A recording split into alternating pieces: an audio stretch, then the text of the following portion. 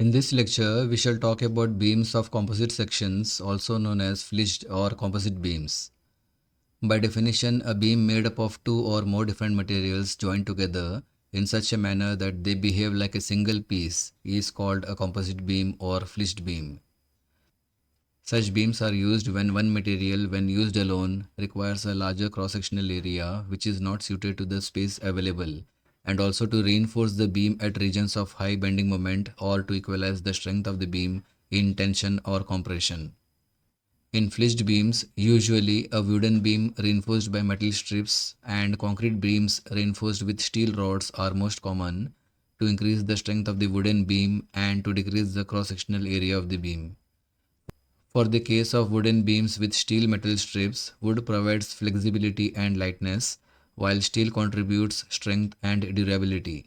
This combination allows for the creation of beams that can withstand greater loads and longer spans compared to traditional wooden beams.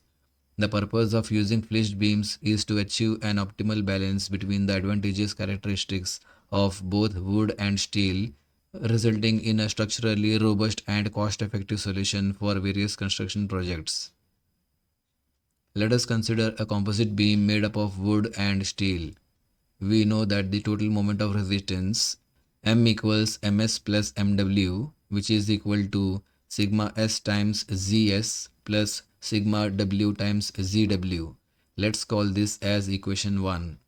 Here ms is the moment of resistance for the steel beam, sigma s is the stress induced in the steel beam, and zs is the section modulus for the steel beam. MW, sigma W and ZW are the corresponding values for the wooden beam. We also know that at any distance from the neutral axis, strain in both the materials will be the same.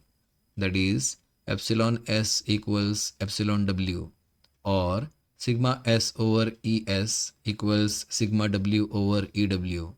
Hence, sigma S is given by the ratio of ES over EW times sigma W. The ratio ES over EW is also written as M for modular ratio. Hence, sigma S equals M times sigma W. Let's call this as equation 2. From the two relations, that is equations 1 and 2, we can find the moment of resistance of a composite beam or stresses in the two materials. It may be noted that in flitched beams, the strain at the common surfaces will be the same for both materials, and the total moment of resistance M will be equal to the sum of the moment of resistances of the individual sections. In the next three lectures, we shall solve problems based on flitched beams.